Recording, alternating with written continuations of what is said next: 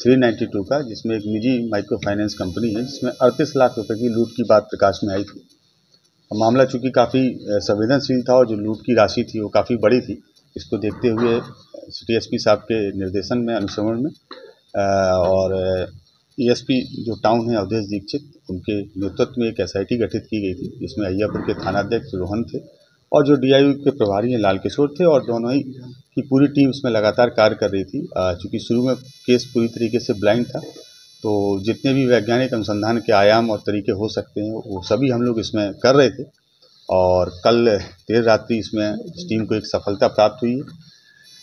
इस घटनाक्रम के पीछे जो मुख्य अभियुक्त थे वो इस जो माइक्रो फाइनेंस एजेंसी है इसके जो यूनिट मैनेजर हैं, इरफान नाम है उनका, वो थे। इसकी प्लानिंग उनके द्वारा तैयार की गई और इसमें इनके एक साथी और थे जिनका नाम किशन गुप्ता है, जो ब्रांच क्रेडिट मैनेजर है उसी कंपनी में।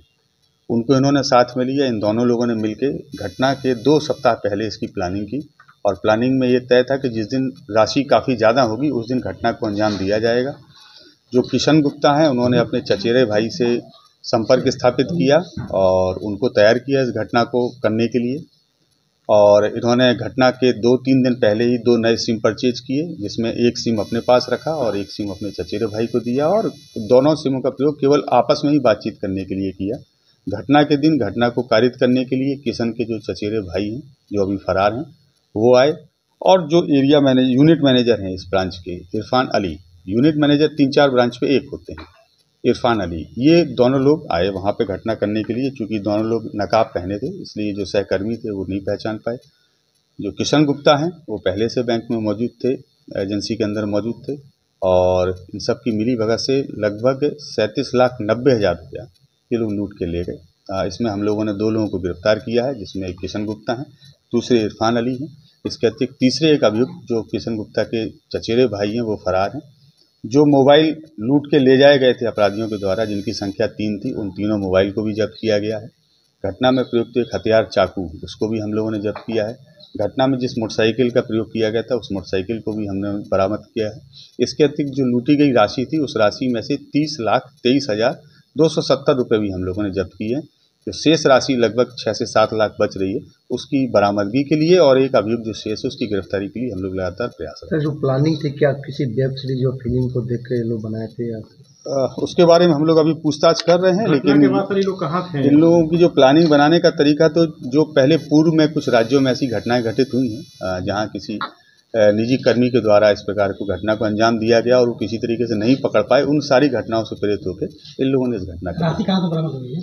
राशि इसमें जो इरफान अली हैं उनकी ससुराल है मोतिहारी में एक जगह पे, वहाँ से बरामद की गई उनके घर से। नहीं, उनको इस चीज़ की जानकारी नहीं थी। चूँकि ये ऐसी एजेंसी में काम करते हैं तो कई बार कैश रहता है, तो वो लोग यही जानते थे कि इस जो एजेंसी है उसका कैश है। इन दोनों के अलावा अन्य भी संदिग्ध है। हाँ, एक व्यक्ति और इसमें अभी बाकी है, उनकी गिरफ्तारी के लिए हम लोग। लूटी गई राशि में क्या योजना लोग बना रहे थे, कहीं खपाने के लिए या कहीं? अभी तक इनका इतना ही प्लान था कि इसमें टोटल 3 लोग थे और इनका तीनों का इक्वल बंटवारा इन लोगों को करना था। जैसे इसमें लगभग 37 लाख रुपए, तो 12.25 लाख के लगभग पर व्यक्ति अपना हिस्सा लेता है।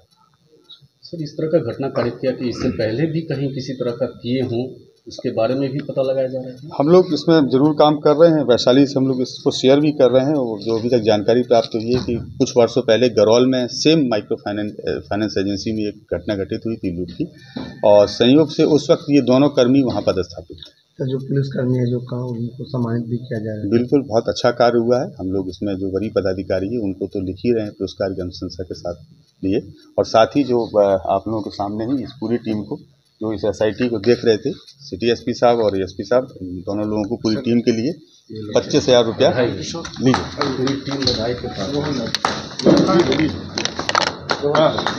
सर इधर देखा